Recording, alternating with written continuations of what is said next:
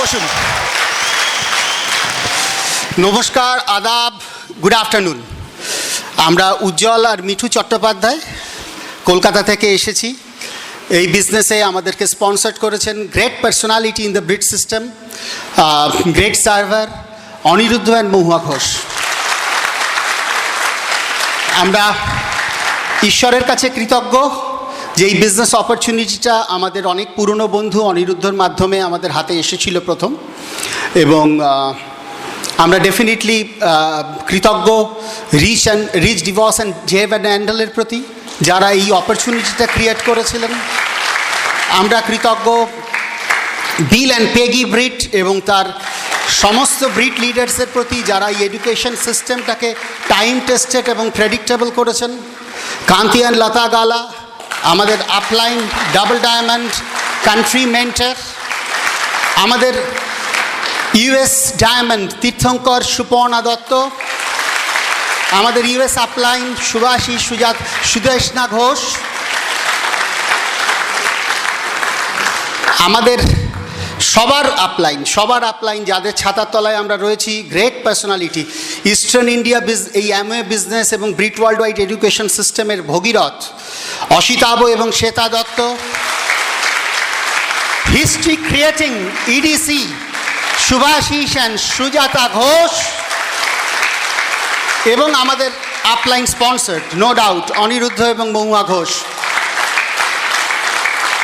আমরা এর আগে অনেক বিবিএস অ্যাটেন্ড করেছি, বিবিএসের পর বিবিএস আফটার বিবিএস অ্যাটেন্ড করার পর এই ব্রিড স্টেজ থেকে আজকে আমরা আমাদের র্যালি স্টোরি শেয়ার করছি। থ্যাংক ইউ অনিরুদ্ধ, মহুয়া। আমাদের এন্টায়ার সাকসেস যদি কিছু হয়ে থাকে সেটা সম্পূর্ণভাবে আমরা ডেডিকেট করছি আমাদের আপলাইন অনিরুদ্ধ এবং মহুয়াকে।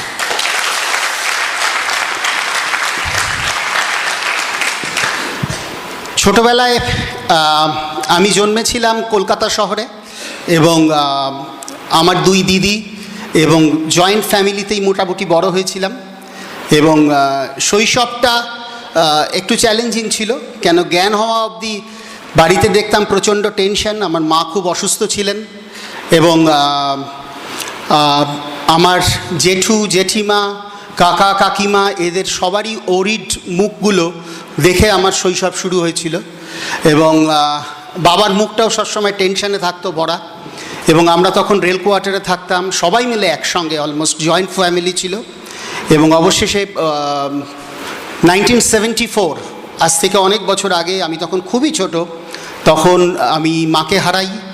এবং ধীরে ধীরে পড়াশুনো শুরু করেছিলাম, এবং জয়েন্ট ফ্যামিলিতে থাকার সুবাদে আমার 3 কাকা কাকিমা সবাই মিলে থাকার কারণে মানে আমার বড় হওয়াটা খুব একটা অসুবিধা হয়নি।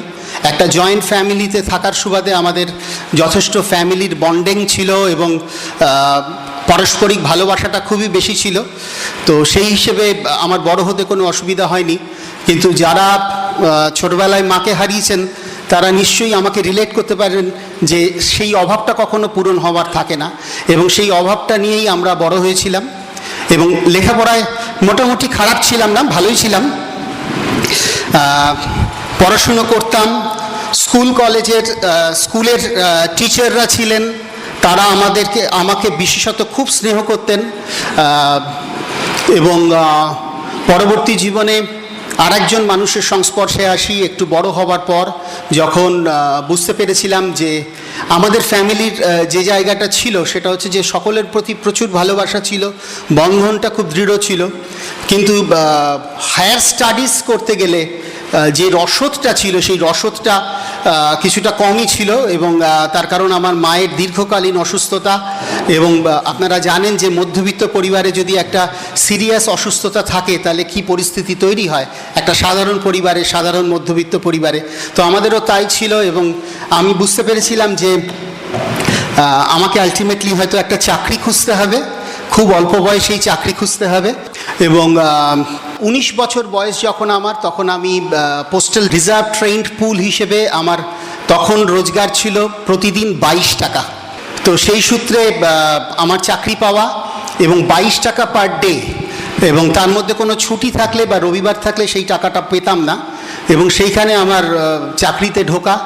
এবং তখনকার দিনে 80-র দশকের শেষের দিকে অফিসগুলো একটু অন্যরকম ছিল, অনেকটা পরিবারের মতনই ছিল। এবং আমি প্রথমেই আরেকটা বৃহত্তর পরিবারে গিয়ে পৌঁছেছিলাম, সেটা ছিল কলকাতা জিপিওতে। এবং আমার অনেক বন্ধু তখন আরও ভালো চাকরি পেয়ে অনেক জায়গাতে চলে যাচ্ছিল, কিন্তু শেষ পর্যন্ত মানে আমার আর কিছু হয়নি, ওখান থেকে আমি কোথাও যেতে পারিনি। তাই তখন মনটা মাঝে মাঝে খারাপ হতো বটে, কিন্তু ফ্রেন্ডস একটা কথা, ভগবানের একটা প্ল্যান ছিল, মা বাবার আশীর্বাদ ছিল। তার কারণ ওইখানে সহকর্মী হিসেবে যাকে পাশে পেয়েছিলাম সে আর কেউ না, আমাদের স্পন্সার্ড অনিরুদ্ধ ঘোষ। আমরা একসঙ্গে চাকরি করতাম এবং একসঙ্গে চাকরি করার সূত্রেই কিন্তু অনিরুদ্ধ মহুয়ার ফার্স্ট লিস্টে আমাদের নাম ছিল।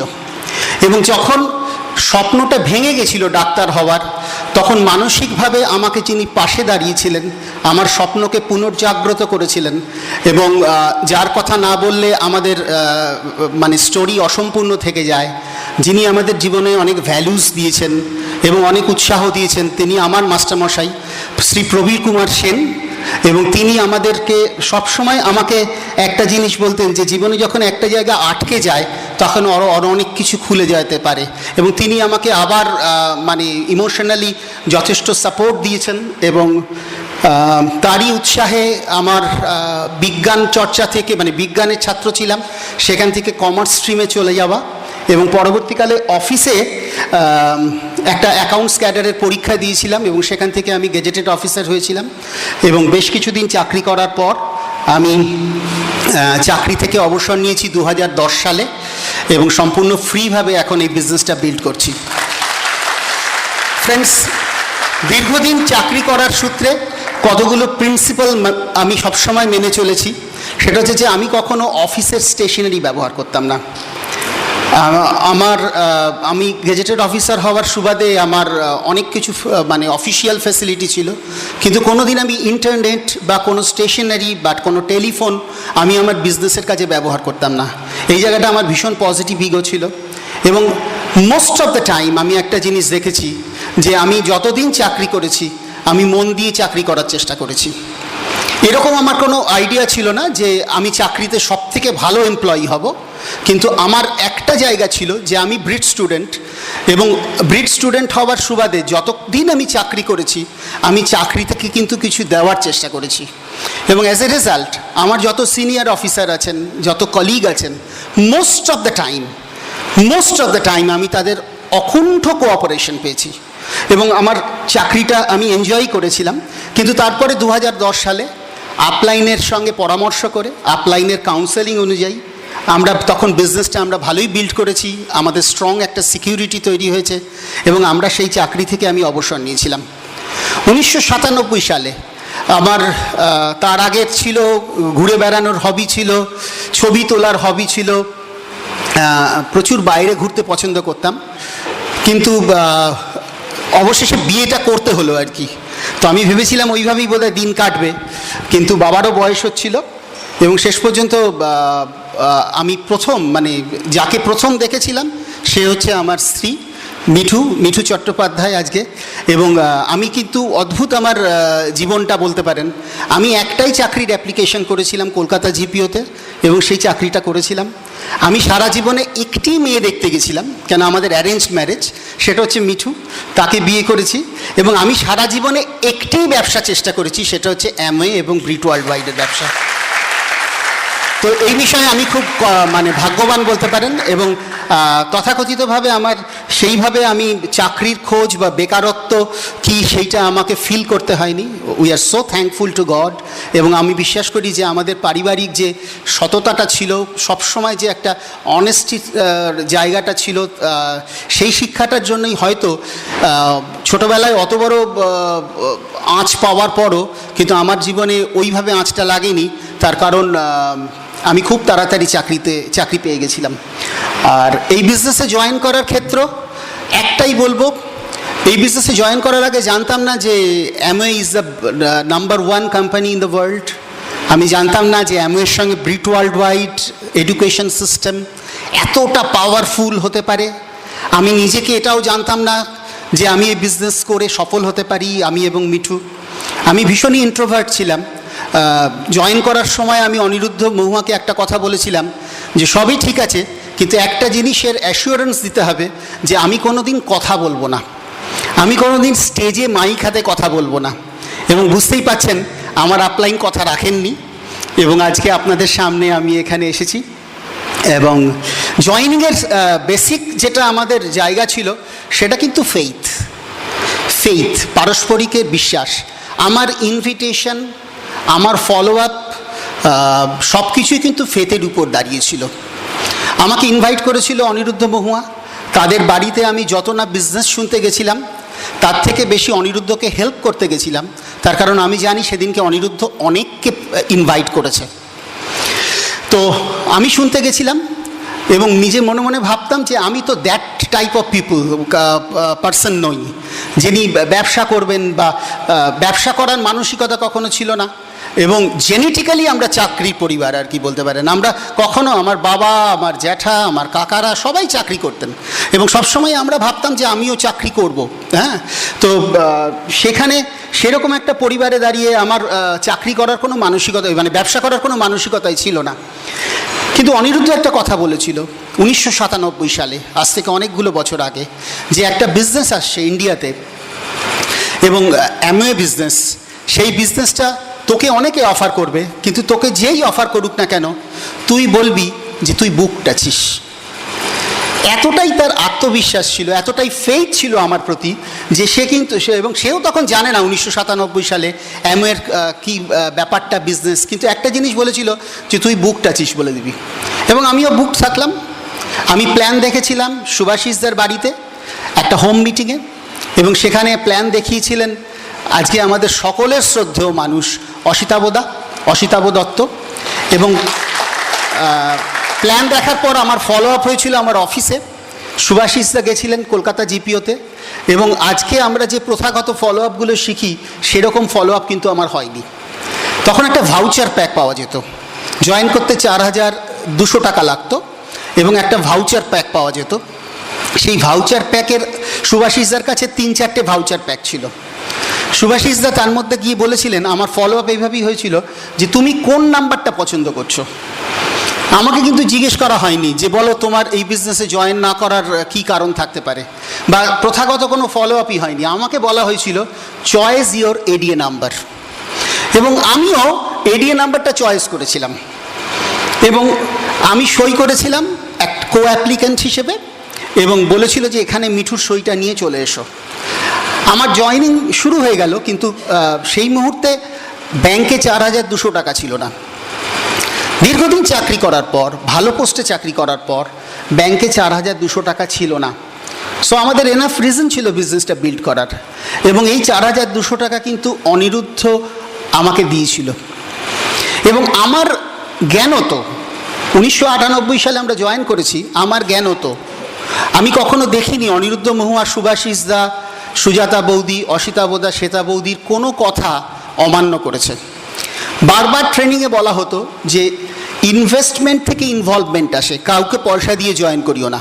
কিন্তু অনিরুদ্ধর সঙ্গে আমাদের সম্পর্কটাই এমন ছিল যে অনিরুদ্ধ মহুয়া আমাদের এই 4200 টাকা দিয়ে দেয়, আমরা পরে হয়তো শোধ করে দিয়েছিলাম, কিন্তু যে ঋণ তাদের কাছ থেকে আমরা পারিবারিক সূত্রে পেলাম সেই ঋণ কোনোদিনই শোধ করতে পারবো না।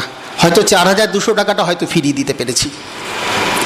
আজকে ভালোই চলছিল বিয়ের পর, এবং এই বিজনেস করার সুবাদে আস্তে আস্তে স্বপ্নগুলো হারিয়ে যাওয়া স্বপ্নগুলো ফিরে পেতে শুরু করলাম। আমাদের একটা শিক্ষা ছিল যে আমাদের খুব আনন্দ বা খুব দুঃখ কোনোটাতেই আমাদের প্রকাশভঙ্গিগুলো খুব একটা এক্সপোজ হতো না। আমরা এরকমই ছিলাম যে আমাদের খুব আনন্দ হলেও বোঝা যেত না, খুব কষ্ট পেলেও বোঝা যেত না, একটু চাপা গোছের। আমার বাবাও তাই ছিলেন, এবং ইনসিডেন্টালি বলতে পারি আমার বাবাকে স্বার্থপরহীনতার যদি কোনো লিভিং এক্সাম্পল থাকে সেটা আমার বাবা ছিলেন। এবং অসম্ভব জনপ্রিয় ছিলেন তিনি তার নিজের পরিমণ্ডলে, এবং তিনি অকাতরে হাসতে হাসতে অনেক কিছু দিয়ে দিতে পারতেন। এবং তার শিক্ষাটা এবং তার আশীর্বাদ নিশ্চয়ই আমাদের এই বিজনেসটা পেতে সাহায্য করেছে। আমার তখন যখন স্বপ্নগুলো ফিরে এসছে, আমি আর মিঠু বিজনেসটা বিল্ড করছি। 1997 সালে বিয়ে হওয়ার পর আমরা তখন একটা ভাড়া বাড়িতে থাকতাম, খুব গাদাগাদি করে কষ্ট করে, কিন্তু আনন্দ ছিল। কিন্তু সেই মুহূর্তে আমাদের একটু ছন্দপতন হয়, খুব আনন্দের মুহূর্ত, কিন্তু কিছুদিনের মধ্যেই সেটা খুব আবার একটা টেনশনের জীবন শুরু হয়। আমাদের একটা ছোট্ট ফুটফুটে মেয়ে হয় এবং কনজিনিটাল হার্ট ডিজিজ ধরা পড়ে। সেই সময় অনেকটা লড়াই হয়েছিল। সেই লড়াই কথা বলে আপনাদের মন ভারাক্রান্ত করতে চাইছি না, কিন্তু যেটা ঘটনা সেটা হচ্ছে যে 2000 সালে আমরা তাকে হারাই। একটা সান্ত্বনা বলতে পারেন, সেটা হচ্ছে সেই সান্ত্বনাটা ছিল আমাদের কাছে যে তখনও সারা ভারতবর্ষের যেটা বেস্ট জায়গা আমরা চেন্নাইতে নিয়ে গিয়ে সেই বেস্ট ডক্টরের হাতে দিয়েছিলাম। হতে পারে ভগবান আমাদেরকে সেই দানটাতে রাখেননি বেশি দিন, কিন্তু আমরা কিন্তু লড়ে গেছিলাম একটাই কারণে, আমাদের সঙ্গে আমাদের আপলাইনরা ছিল, আমাদের সলিড ইউনাইটেড টিম ছিল, এবং আমরা তখন সবে সিলভার হিট করেছি এবং আমরা কিন্তু লড়াইটা করতে পেরেছিলাম। 2000 সালে এই ঘটনা আমাদেরকে ভীষণভাবে নাড়া দিয়েছিল এবং বিজনেসের একেবারে শুরুতে এরকম একটা হোঁচট খাওয়া আমাদেরকে যেমন অনেক কষ্টের মধ্যে ফেলেছিল, কিন্তু আর একটা জিনিস বুঝিয়ে দিয়েছিল, সেটা হচ্ছে পাওয়ার অফ ইউনিটি। কি প্রচণ্ড পাওয়ার! আমরা তখন কোনো আত্মীয় স্বজনের কাছে গিয়ে সান্ত্বনা পেতাম না, তারা খালি সান্ত্বনার কথা বলতো আর বড় বড় দীর্ঘশ্বাস ফেলতো। পুরনো বন্ধুরাও তাই। একমাত্র আশ্রয়স্থল ছিল open meeting, team meeting, training, যেখানে সব সময় একটা কথা বলতো আর ওই গাধার গল্পটা বলতো। নিজেকে গাধা বলে ভাবতাম, ঝেড়ে ফেলো আর উঠে দাঁড়াও, ঝেড়ে ফেলো আর উঠে দাঁড়াও, ঝেড়ে ফেলো এবং উঠে দাঁড়াও। এবং সেই সূত্র ধরে আমরা যেদিনকে চেন্নাই থেকে ফিরি সব কিছু হারিয়ে, তার পরের দিন কলকাতায় বিবিএস ছিল, Kankan and Shamina Bhattacharya, great personality in this business from United States, আমরা সেই মিটিংটা অ্যাটেন্ড করেছিলাম এবং আমরা বুঝেছিলাম যে এখানেই আমাদের জায়গা, এখানেই আমাদের সান্ত্বনা। এবং আমরা সেখানে ছিলাম এবং অনেকে ভেবেছিল যে আবার কি, এত বড় একটা ঘটনা ঘটার পর সে বিবিএস চলে গেল, সে মানে বিজনেসটাতে চলে গেল। কিন্তু আমরা জানতাম এটা শুধু বিজনেস নয়, এটা শুধু টাকা পয়সার জায়গা নয়, এখানে অনেক কিছু পাওয়া যায়, অনেক পজিটিভিটি থাকে, যে পজিটিভিটিটা ঈশ্বর শুধুমাত্র ব্রিড সিস্টেমের মধ্যেই দিয়ে থাকেন। আজকে এই ঘরটার মধ্যে অনেক স্বপ্ন দেখা মানুষ আমরা আছি এবং আমাদের মধ্যে এই স্বপ্ন দেখা মানুষদের যে টোটাল ভাইব্রেশন, সেটা এই ঘরের মধ্যে যে পজিটিভ ভাইব্রেশন তৈরি হয়েছে ফ্রেন্ডস, যারা এই ঘরে আসেননি তারা কিন্তু এই পজিটিভ ভাইব্রেশনটা পাবেন না। হয়তো সিডি শুনলে পাওয়া যাবে, কিন্তু এই পজিটিভ ভাইব্রেশন পেতে গেলে আমাদেরকে কিন্তু এই হলের মধ্যেই আসতে হবে। এবং আমরাও কিন্তু সেটা আমরা বুঝতাম যে বাড়িতেও কিন্তু ভগবানকে ডাকা যায়, কিন্তু কখনো কখনো আমরা মন্দিরে যাই, তার কারণ সেখানে ভগবানের সঙ্গে কিছুটা একটা পজিটিভিটি তৈরি হয় এবং একটা স্পিরিচুয়াল এনভায়রনমেন্ট তৈরি হয়। এই ঘরটাও কিন্তু তাই। আমাদের এতগুলো স্বপ্ন দেখা মানুষের স্বপ্নের যে ভাইব্রেশনটা তৈরি হয়েছে, সেটা আমাদের এই বিজনেসে আমাদের সবাইকে অপ্রতিরোধ করে তুলবে, কোনো ডাউট নেই, কোনো সংশয় নেই। যেহেতু চাকরি করতাম এবং চাকরিটা গুরুত্বপূর্ণ ছিল, আমাদের পোস্টটা মানে যথেষ্ট কাজ দাবি করত, সেই সময় অনিরুদ্ধ এবং মহুয়া আমাদেরকে এনাফ রুম দিয়েছিল গ্রো করার এবং অমানুষিক পরিশ্রম করেছিল। তার কারণ চাকরি করার সূত্রে অনেক জায়গাতে বা অনেক কিছু মানে ওরা নিজেরাই দায়িত্ব তুলে নিয়েছিল এবং একটা কথা বলেছিল যে উজ্জ্বল, মিঠু, তোরা বিজনেসটা বিল্ড কর, যতদিন না চাকরি ছাড়ছিস আমি তোদের সঙ্গে আছি, আমরা তোদের সঙ্গে আছি। এক্ষেত্রে বলতে পারি যে অনিরুদ্ধ মহুয়া কিন্তু কথা দিয়েছিল আমাদেরকে, এখানেও ওরা কিন্তু কথা রাখেনি। আজকে গত 2 বছর আমরা চাকরি ছেড়ে দিয়েছি, এখনও প্রতি মুহূর্তে কথাটা অনুচ্চারিত কিন্তু সত্য কথা যে উজ্জ্বল আর মিঠু, তোরা এগিয়ে চল, আমরা তোদের সঙ্গে আছি। এটাই হচ্ছে আপলাইন। আমরা ফ্যামিলি এবং এই ফ্যামিলি বিজনেসে যখন মিঠু, বুঝতেই পারছেন, মেয়ের অসুস্থতার কারণে তেমনভাবে মিটিংয়ে আসতে পারতো না, কিন্তু কখনো মুখ কালো করে থাকিনি। আমি যখন প্ল্যান দেখাতে গেছি, কখনো ফিরে এসেই জিজ্ঞেস করেনি কতজন এসেছিল, কেউ জয়েন করবে কি, কখনো বলেনি। যখন অনেক নো শো হয়েছে, আপনাদেরও নিশ্চয়ই হয়, কিন্তু নো শো করার পর একটা কথা বলেছিল, চিন্তা করো না, আজকে 900 হয়েছে, কিন্তু একদিন আমাদের টিমে প্রচুর লোক জয়েন করবে, এবং সব সময় আমাকে সে পজিটিভ ভাইব্রেশনটা দিয়েছে। এবং মিঠু না থাকলে এই বিজনেসটা আমরা সেইভাবে বিল্ডই করতে পারতাম না। ফ্যামিলি বিজনেসে আমাদের অনেক বড় অর্গানাইজেশন, ঈশ্বরের আশীর্বাদে, এবং সেই অর্গানাইজেশন মিঠু খুব ভালোভাবে মেনটেন করতে পারে। এবং সেক্ষেত্রে আমি একটু মিঠুকে দেব, ও তার কথা একটুখানি শেয়ার করুন। Over to Mithu. Thank you. Good afternoon friends, good afternoon. Okay, তো আমার নাম মিঠু চট্টোপাধ্যায়, হাজব্যান্ড উজ্জ্বল চট্টোপাধ্যায়ের সাথে বিজনেসটা বিল্ড করছি। আমরা প্রায় 14 বছর বিজনেসটা বিল্ড করছি, খুব আনন্দের সাথে বিল্ড করছি। তো আজকে দেখুন অনেকেই এই ঘরে আছেন, আপনাদেরকে একটা কথা বলতে পারি, আজকে এ ঘরে যতজন মানুষ এসছেন আপনারা কেউ হঠাৎ কিন্তু চলে আসেননি। We are all chosen by God, এবং আমরা বিশ্বাস করি এটা গডস ওয়ের বিজনেস। সে কারণে প্রথমে ধন্যবাদ জানাই ঈশ্বরকে এই অপরচুনিটি আমাদের দেওয়ার জন্যে। এরপর যাদের ধন্যবাদ দেব আমার বাবা মাকে, ছোটবেলা থেকে একটা উপযুক্ত মন তৈরি করে দিয়েছিল বলে আজকে ব্রিজ সিস্টেমকে বুঝতে, ব্রিজ সিস্টেমকে ভালোবাসতে এবং ব্রিজ সিস্টেমকে ফলো করতে কোনো অসুবিধে হয়নি। আর যারা আমাদের জীবনের ভগবানের দূত হয়ে এসেছিলেন, যারা আমাদের সামনে সবসময় এক্সাম্পল সেট করে চলেছেন, যাদের শেখানো পথ অনুসরণ করে আমরা আজও চলেছি, তারা আর কেউ নয়, আমাদের আপলাইন মৌহ এবং অনিরুদ্ধ ঘোষ। ভাবতে অবাক লাগে যে তারা যদি তাদের লিস্টে আমাদের নামটা না রাখতো, আমরা আজকে কোথায় থাকতাম, আমাদের কি অস্তিত্ব থাকতো। তো we are ever grateful to them. এরপর যার কথা বলবো, আমাদের ছেলে সংবিত, তার বয়স 8 বছর। সে ভীষণ পজিটিভ এই বিজনেসটা নিয়ে, এবং সে সবসময় আমাদের মোটিভেট করে, সবসময় এই বিজনেসটা নিয়ে সে ফিল করে অনেক অনেক তার স্বপ্ন, এবং সে ভীষণ আমাদেরকে সাপোর্ট করে এই বিজনেসটা বিল্ড করার জন্যে। নিজের কথা একটু বলি, আমি খুব সাধারণ পরিবারে জন্মগ্রহণ করেছি। আমরা 1 ভাই 1 বোন, আমি ছোট। তো ছোটবেলা থেকেই গানের প্রতি একটা টান অনুভব করতাম, এবং আস্তে আস্তে সেই গানটা আমার সাধনায় পরিণত হলো। তো সেটাও পেয়েছিলাম বাবা মার কাছ থেকে, এবং গান, নাটক সব কিছু মিলেমিশেই চলছিল, খুব সুন্দর একটা জীবন। কিন্তু সেই জীবনটার আবার ছন্দপতন ঘটেছিল, এবং সেই ছন্দপতনের সাথে সাথে আমাদের এই সুন্দর জীবনের গতিটা একটু বদলে গেল। সেটা কেন জানেন? আমার বাবার কার অ্যাক্সিডেন্ট।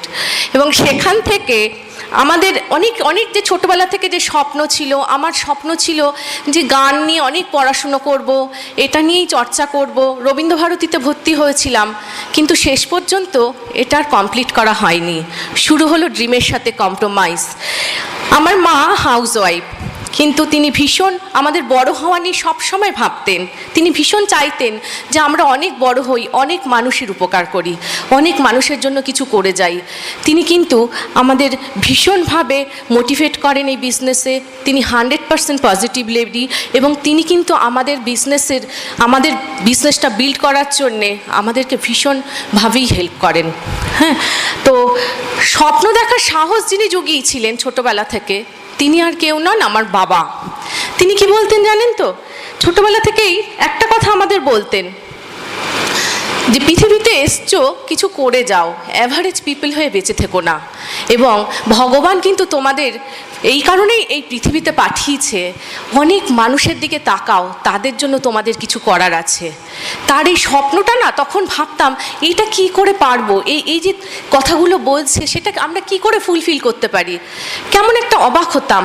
কিন্তু একটা সময় বুঝেছিলাম যখন এই বিজনেসটা এসেছিল, যে আমার বাবার কাছে সেই ওয়েটা ছিল না, এই ওয়েটা আমাদের কাছে আছে এখন। যে ওয়েটা দিয়ে আমরা ভাবতে পারি helping around the people to help themselves, আমরা কিন্তু সেই কাজটা করতে পারি। জীবনের 2টো ডিসিশান নিয়েছিলাম, ঠিক ডিসিশান। অনেক সময় আমাদের ভুল হয় অনেক ডিসিশান নিতে। তো এরপর যেটা হলো, আমার বিয়ে হয়ে গেল এবং এখন তো আরও বেশি বুঝতে পারি যে জীবনের যে দুটো ডিসিশনের একটা ডিসিশন উজ্জ্বলকে বিয়ে করা সঠিক ডিসিশন, আর একটা ডিসিশন কি বিজনেসটা শুধু সাইন আপ না, বিজনেসটা বিল্ড করার ডিসিশন। এই দুটো ডিসিশন আমাদের জীবনে খুব কাজ করেছিল। প্রথম দিকে বিয়ের পর যা হয়, একটা মেয়ে কী চায়, তার হাজব্যান্ডের থেকে অনেক সময় চায়, তো ওটা ছিল আমার খুব যন্ত্রণা। কারণ উজ্জ্বলের অত সময়ই ছিল না আমাকে দেওয়ার মতন। অফিস করতো, টিউশন করতো, তারপর রাতে বাড়ি ফিরে এসে বুঝতেই পাচ্ছেন আর সময় দেওয়ার মতন সময় কোথায়। তখন একটা দিন করে ছুটি পেত, যা সানডেতে, এবং সেই একটা দিন কেটে যেত মোটামুটিভাবে। কিন্তু তার থেকে যে আরও সময় আমার দরকার, কিন্তু সে সেটা দিতে পারতো না। একটা সময় আমার একটা সময় ছিল যখন আমি মানে সময়টা কাটতো একটু অন্যভাবে। গান শুনতাম, ভালো বই পড়তাম, গল্পের বই, এবং নিজের মতন করে টিভি দেখে ঘুমিয়ে প্রচুর সময় ঘুমোতাম। কোনো কাজ নেই তো ওইভাবেই দিনগুলো কাটছিল। আশেপাশের দিকে তাকিয়ে ভাবতাম এই বেশ ভালো আছি, আমার হাজব্যান্ড একজন সরকারি চাকরি করেন, আমি ভীষণ সিকিউর।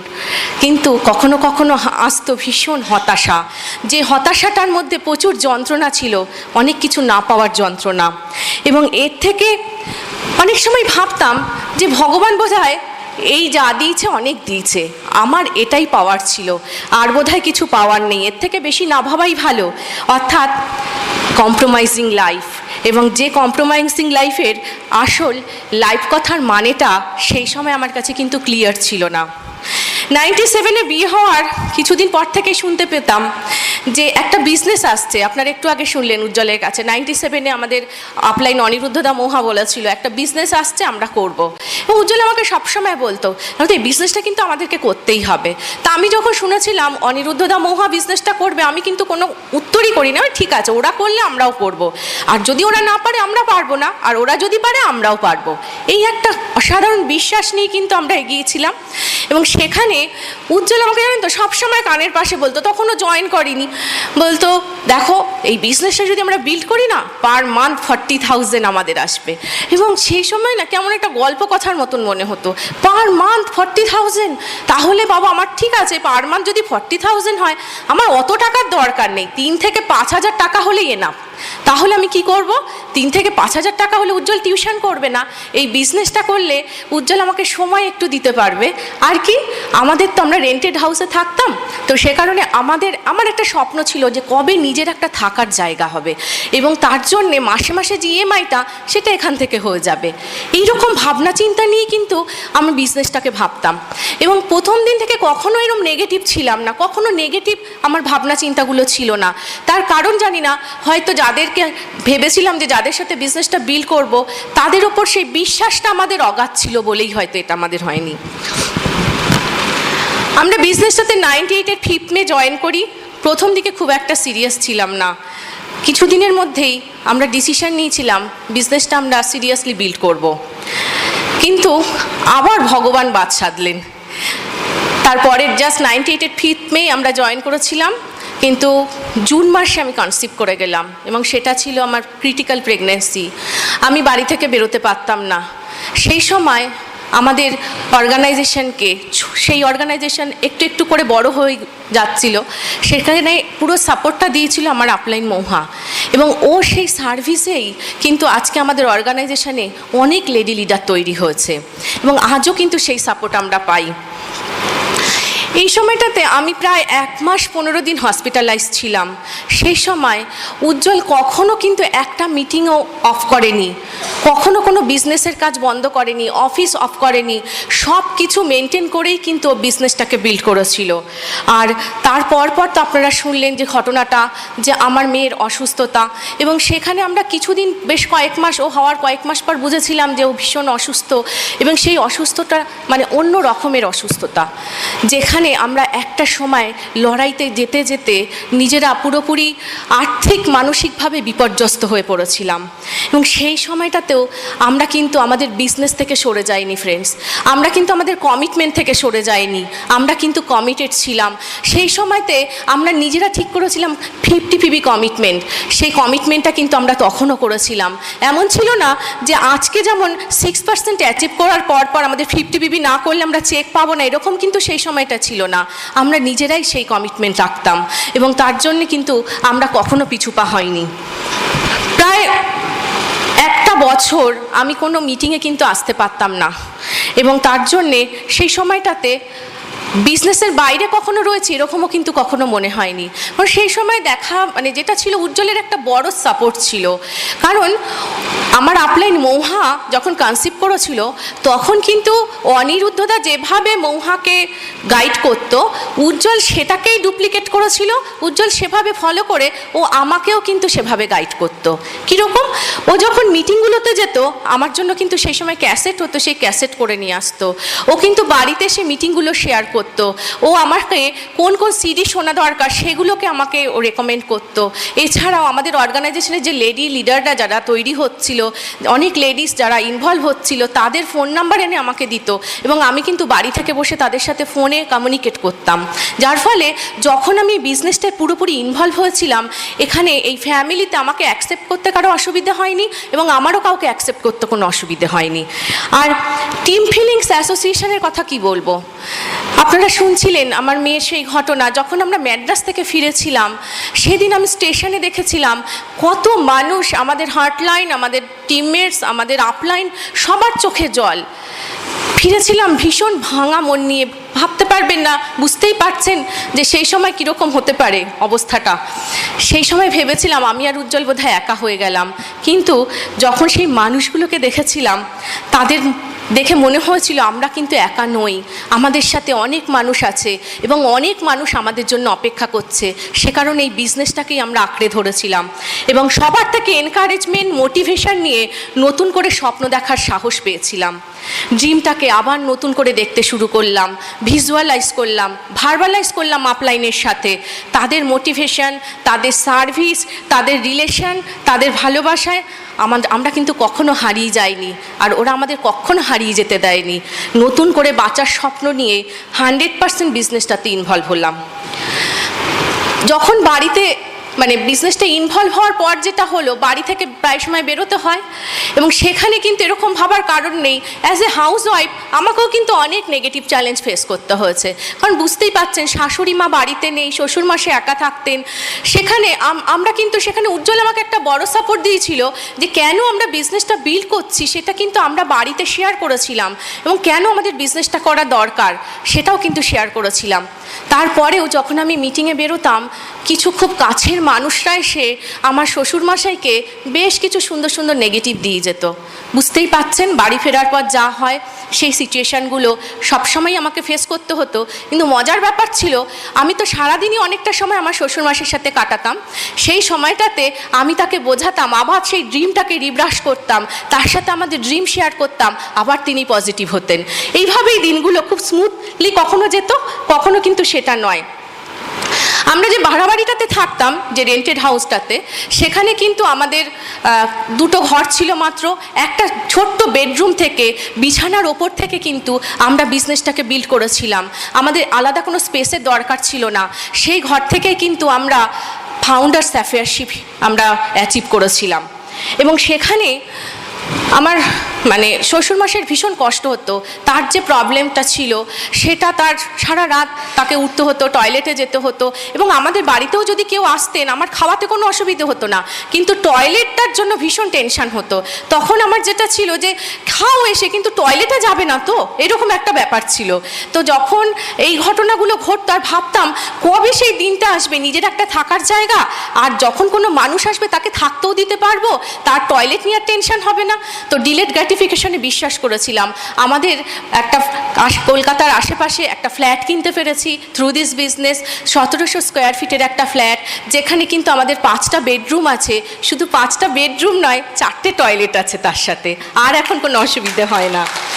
আর আমার শ্বশুরমশাই মাঝে মাঝে তো নেগেটিভ হতেনই, কিন্তু মন থেকে সেটা হয়তো পুরোপুরি বলতেন না। কিন্তু সেদিন যখন এই ফ্ল্যাটটাতে তাকে নিয়ে গেছিলাম প্রথম আমরা যেদিন, সেই দিনটাতে সব থেকে যিনি খুশি হয়েছিলেন, সব থেকে যিনি বেশি আশীর্বাদ করেছিলেন, আমি জানি আমার শ্বশুরমশাই।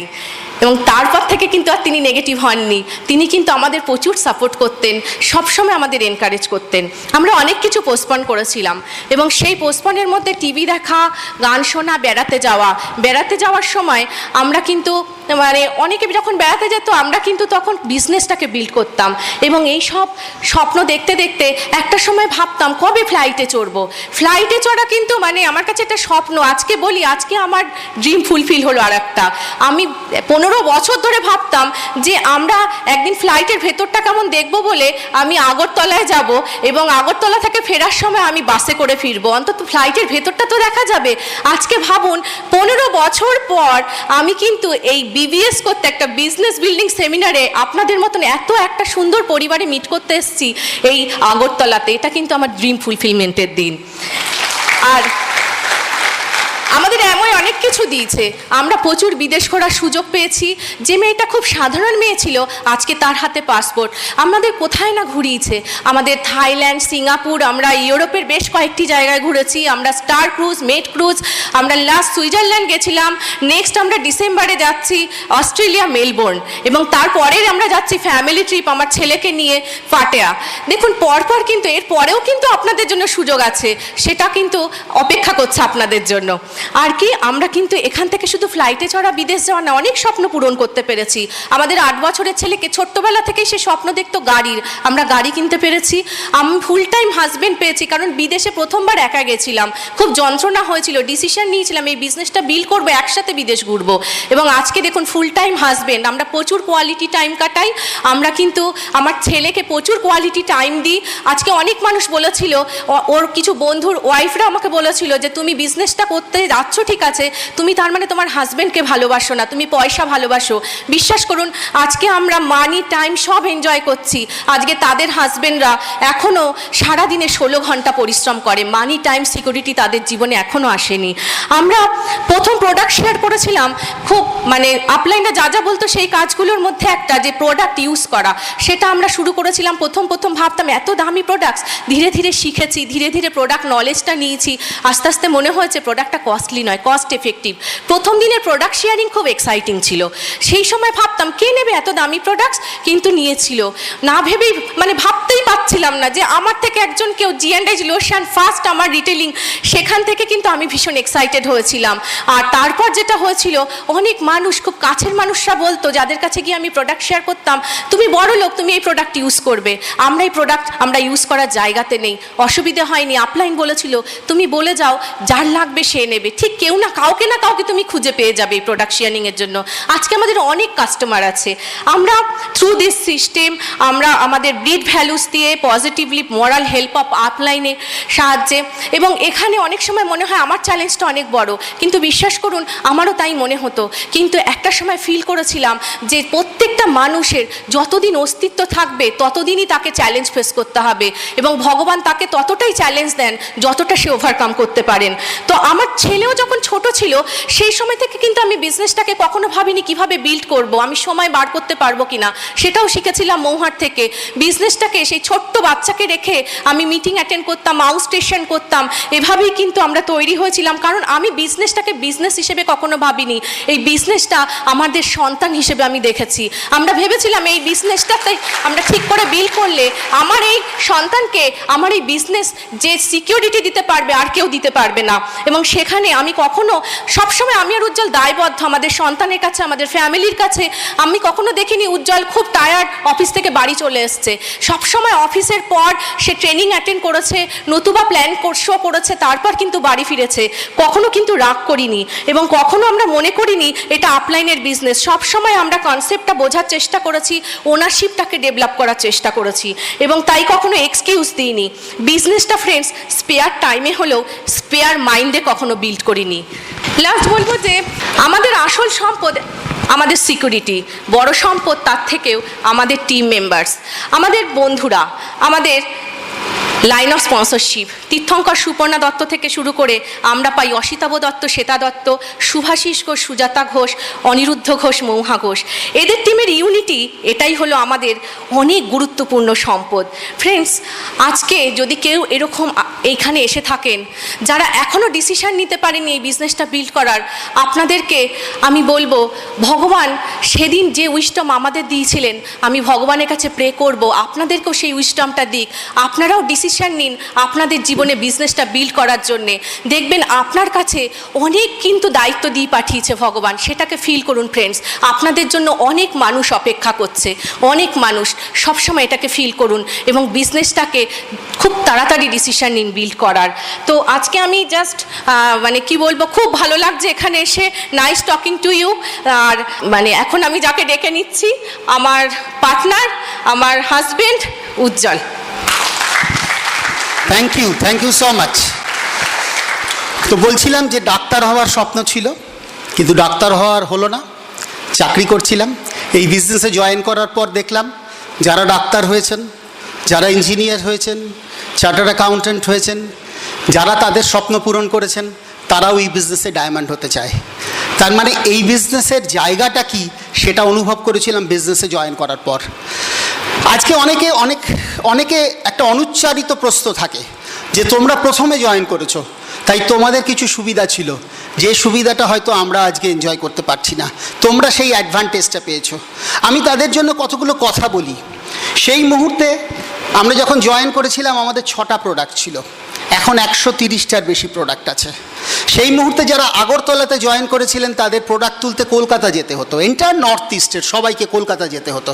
এখন এখানে কিন্তু নিজেদের অফিস আছে। আমাদের মাত্র ভারতবর্ষে 5টা অফিস ছিল, এখন 150-র বেশি অফিস আছে। কোনো ব্রিড ওপেন হতো না, কোনো বিবিএস ছিল না, কোনো ব্রিড টুলস ছিল না।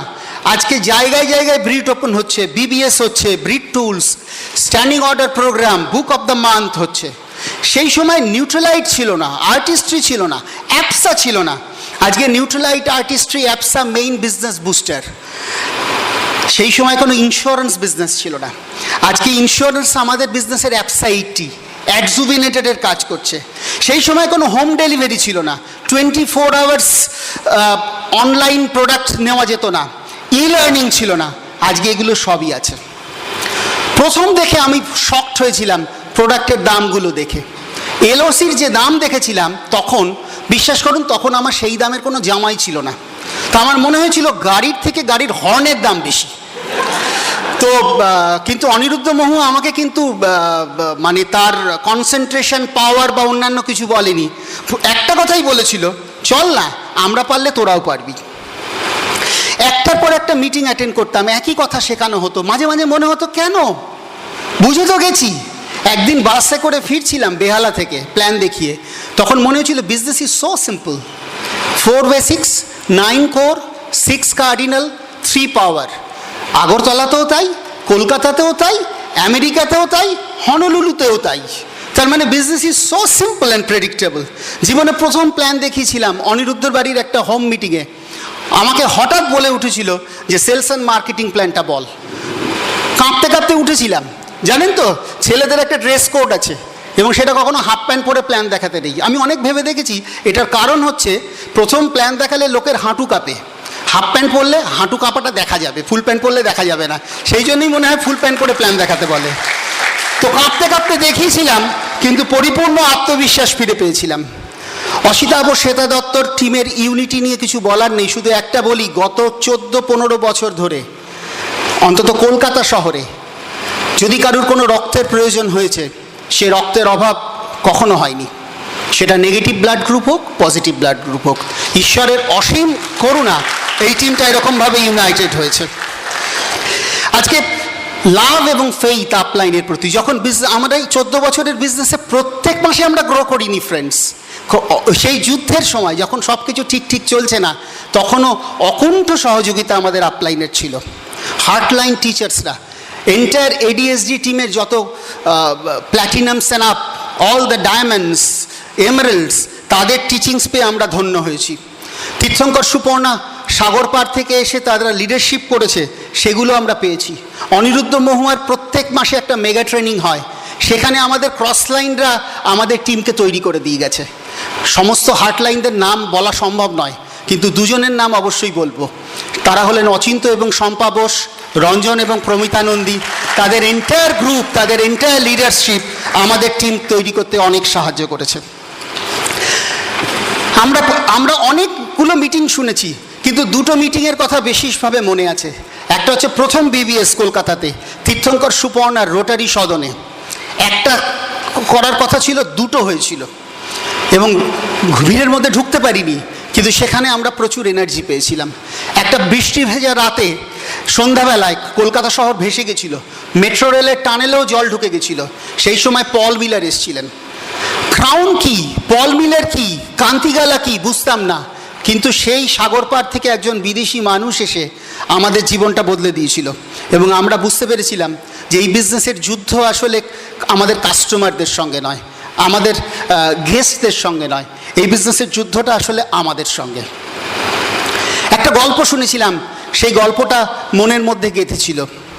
সেই গল্পটা হলো এই যে একটা পাহাড়ি রাস্তা, শীতের রাত, প্রচণ্ড ঠান্ডা, তার সঙ্গে বৃষ্টি হচ্ছে।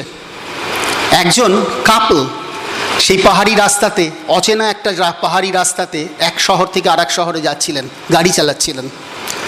প্রচণ্ড বৃষ্টিতে 10 ফুট আগের জিনিসটাও দেখা যাচ্ছে না, বেরোতে একটু দেরি হয়ে গেছে, টেনশন হচ্ছে। এবং সেই সময় একটা ছায়া মূর্তি, হেডলাইটের আলোয় দেখা গেল অন্ধকারের মধ্যে একটা ছায়া মূর্তি বৃষ্টি ভিজতে ভিজতে গাড়িটাকে থামানোর চেষ্টা করছে ইশারা করে। সমস্ত কাঁচ তোলা। ড্রাইভার ভাবলো এই অচেনা এরকম একটা নিঝুম পরিবেশে গাড়ি থামানোটা মোটেই বুদ্ধিমানের কাজ হবে না। কে জানে মানুষটার উদ্দেশ্য কি, কিন্তু তার স্ত্রী তার হাতটা চেপে ধরলো। তুমি কি ওকে চাপা দেবে নাকি? গাড়িটা থামলো, ব্রেকটা কষলো এবং যতটুকু মিনিমাম কাঁচ ফাঁক করা যায় কাঁচটা ফাঁক করে একরাশ বিরক্তির সঙ্গে ভদ্রলোক স্টিয়ারিংয়ের হুইলে বসে জিজ্ঞেস করলেন, কে চাই? ভদ্রলোক বললেন, ঈশ্বরের অসীম করুণা, তুমি গাড়িটা থামিয়েছ। ঠিক 200 মিটার দূরে একটা বিরাট খাদ তৈরি হয়েছে এই বর্ষাতে, এবং তুমি দেখতে পারতে না অন্ধকারে, তুমি খাদে পড়ে যেতে। ফ্রেন্ডস, 1998 সালে যখন আমরা বিজনেসটা পাই, আমরাও জানতাম না আমাদের জীবনটায় একটা বড় খাদ আসছে সামনে। এবং এটা প্রতীকী গল্প। ধরে নিতে পারেন ওই গাড়ির ড্রাইভারের নাম উজ্জ্বল চট্টোপাধ্যায়, আর গাড়িতে যিনি গাড়িটা থামাতে বলেছিলেন তার নাম মিঠু চট্টোপাধ্যায়।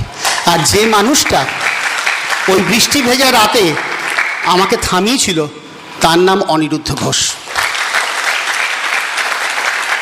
জীবন দান করার জন্য ধন্যবাদ দেব, ফিরে যাব নিরাপদ আশ্রয়ে, পারলাম না।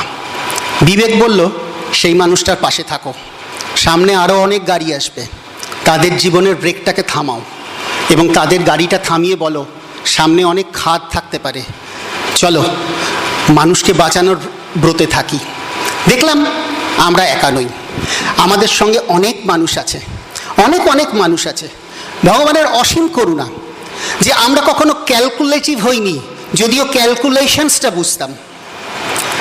আমরা বুঝতাম যে এই বিজনেসটা বিল্ড করা মানে হচ্ছে ভগবানের দূত হিসেবে কাজ করা এবং মানুষের জীবনে আবার একটা আশার আলো তৈরি করা, এবং সেই কাজটাই আমরা করে গেছি দিনের পর দিন, সপ্তাহের পর সপ্তাহ, মাসের পর মাস, বছরের পর বছর, এবং আমরা সেটাকে এনজয় করেছি। রেজাল্ট হয়েছে আমাদের অত্যন্ত একটা হার্ড ওয়ার্কিং সলিড ফাউন্ডেশনের একটা ইউনাইটেড টিম হয়েছে, যেখানে আমাদের একটা ডায়মন্ড আছে, 9টা এমারাল্ড রয়েছে, অনেক স্যাফায়ার রয়েছে, এবং ঈশ্বরের অসীম আশীর্বাদে 100-র বেশি প্ল্যাটিনাম কাপল রয়েছে আমাদের বিজনেসে। আমরা একা নই ফ্রেন্ডস, আমাদের আপলাইনরা যেমন সঙ্গে ছিলেন, আজকে যদি এই ঘরে কেউ থাকেন যিনি একা এসছেন, তার সঙ্গে কেউ নেই, তার ডাউনলাইনের আসার কথা ছিল, সে আসেনি, চিন্তা করবেন না ফ্রেন্ডস, একদিন আপনি এই হলে বিবিএস করবেন এবং আপনার বিবিএস শুনতে প্রচুর মানুষ আসবে। ট্রাস্ট আস। আমরাও একা নই, আমাদের অনেক টিম মেম্বার ওই বৃষ্টি ভেজা রাতে তারা মানুষকে বাঁচানোর ব্রত নিয়েছে। তাদের কতজনের নাম করব ফ্রেন্ডস, কিন্তু তবু কয়েকজনের নাম না বললেই নয়। আমাদের প্রথম লেগ আমার একদম ছোটবেলার বন্ধু প্রকাশ উপাধ্যায়, ফাউন্ডার্স প্ল্যাটিনাম। তার যখন এমারেল্ড স্টোরি হবে তখন আপনারা বুঝবেন যে কি প্রচণ্ড যুদ্ধ করেছে সে জীবনের সঙ্গে, জীবন তাকে ফেরায়নি। ওখান থেকেই আমাদের প্রথম diamond couple Prashanta and Gita ভট্টাচার্যকে আমরা পেয়ে যাই। তাদের অনেক বড় অর্গানাইজেশন, অনেক মানুষ তারা বাবলিং করছে উইথ এক্সাইটমেন্ট, এবং তারা নতুন নতুন হায়ার পিনে আসছে। আমাদের সেকেন্ড লেগে অনেক লিডার আছে, ঈশ্বরের করুণা। তাদের কয়েকজনের নাম বলতে গেলে প্রথম যার কথা এখানে মনে হচ্ছে Shantanu and Barnali Dutta, Britt host Asansol. আমি ব্রিট হোস্টের কথা স্পেশালি বলছি কেন, ব্রিট হোস্টের অনেক কাজ করতে হয় সিস্টেমের প্রতি, নিজের নয়, নো মাই সকলের জায়গায় দাঁড়িয়ে। যেখানে যেমন বাবুল এবং ইভা দাস মাসের পর মাস, বছরের পর বছর ব্রিট স্টেজকে সার্ভ করছে, শান্তনু বর্ণালীও তাই। তাদের সারা ভারতবর্ষ জুড়ে organisation. Shantanu and Mahua Bhaduri, Britt host Siliguri, huge organisation, খুব শিগগিরই তারা এমারেল্ড যাবে। Shibashis and Sumana Chakraborty, founders platinum, তাদের হাত ধরে আমরা বাঞ্চ অফ এমারেল্ডদের পেয়েছি, এবং নর্থ ইস্ট আমার নিজের ঘর হয়ে গেছে। আজকে গৌহাটিতে Subrata and Vijayalakshmi Chakraborty, Dilip and Dipa Sharma, Kuljit and Mallika Barua, Robin and Ila Bhuiyan, Debashish and Anita Mukherjee, এবং তাদের যে ব্রিগেড, প্রচুর মানুষ এসছে। এবং যার কথা না বললে অসম্পূর্ণ থাকবে, অসময়ে যার কথা মনে পড়ে, great server of the team of the Britt system of the upline, Shankar and Nandita Saha, humongous organisation, সারা ভারতবর্ষ জুড়ে তাদের সলিড লিডারশিপ। আমাদের ঈশ্বরের আশীর্বাদে খুব শিগগিরই আমাদের সেকেন্ড লেগও ডায়মন্ড লেগ হতে চলেছে। থার্ড লেগ পশ্চিমবঙ্গের একটা রিমোট কর্নার, বাঁকুড়া ডিস্ট্রিক্টের, কলকাতা থেকে অনেক দূরে, সেখানে সন্দীপ খান। ইনফ্যাক্ট এটা আমাদের ফার্স্ট স্পন্সার্ড লেগ। 8 ডিপ তলাতে সন্দীপকে পেয়েছিলাম। নতুন প্ল্যাটিনাম হওয়ার জন্য অনেক মানুষ প্রতিজ্ঞাবদ্ধ সেখানে। 4th, 5th, 6th লেগ আমাদের আইডেন্টিফাইড, তারা প্রিপারেশন নিচ্ছে প্ল্যাটিনামের জন্য। এবং ভগবান কিন্তু কখনো আমাদের সমস্ত আনসারের কল অ্যাটেন্ড করেন। সুতরাং খুব শিগগিরই আমরা সেই জায়গা থেকেও অনেক বড় লিডারশিপ পাবো। আজকে লিডাররা প্রমাণ করেছে এই বিজনেসের যে সিলেবাস, অ্যামওয়ে এবং ব্রিট ওয়ার্ল্ড ওয়াইডের কম্বিনেশনে, সেই সিলেবাসটা টাইম টেস্টেড এবং প্রেডিক্টেবল। আজকে এরকম কিন্তু ঘটনাটা নয় যে সব সময় ভালো রেজাল্ট যারা করে, ভালো স্কলার যারা, তারা শুধু মেট্রোপলিস সিটিতে থাকে, তারা অনেক রিমোট কর্নারেও থাকে। ফ্রেন্ডস, একটা জিনিস মনে রাখবেন, ফাইনালের যে রেজাল্ট পরীক্ষাগুলো হয় সমস্ত বোর্ডেরই, সেই ফাইনালগুলো কিন্তু শহর গ্রাম দেখে না, একই প্রশ্নপত্রে সবাইকে ফেস করতে হয়। এবং সেখান থেকে কখনো কিন্তু গ্যারান্টি দেওয়া যায় না যে শুধুমাত্র বড় শহর থেকেই ফার্স্ট, সেকেন্ড, থার্ডরা আসে। এই বিজনেসেও ছড়িয়ে গেছে অনেক রিমোট কর্নারে। নর্থ ইস্ট তো বাবলিং উইথ লিডার্স, যেখানে সব থেকে বেশি চ্যালেঞ্জ, সেখানে সব থেকে বেশি গ্রোথ এসছে। তাই সবার জন্য রয়েছে, আমাদের অভিজ্ঞতাতে বলছে এটা লড়াইটা অ্যাকচুয়ালি ইনার ফাইট, নিজের সঙ্গে যুদ্ধ। এবং এই যুদ্ধে তারাই জেতে যারা ইউনাইটেড থাকে, এই যুদ্ধে যারাই জেতে যারা আনন্দে থাকে, এই যুদ্ধে তারাই জেতে যারা পজিটিভ থাকে। ঈশ্বরের কাছে প্রার্থনা করি যে এই ঘরের সমস্ত পরিশ্রমী মানুষ, সমস্ত সৎ মানুষ, তারা যেন একতাবদ্ধভাবে থাকে, এবং আজ হোক কাল হোক তাদের প্রত্যেকের স্বপ্ন পূরণ হয়। ঈশ্বর এই আশীর্বাদটা করুন, সকলের স্বপ্ন পূরণ হোক। Let's stay united. God bless you. Over to host.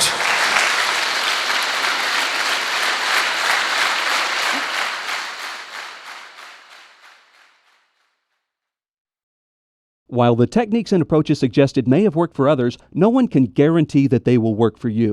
We hope, however, that the ideas presented here will assist you in developing a strong and profitable business.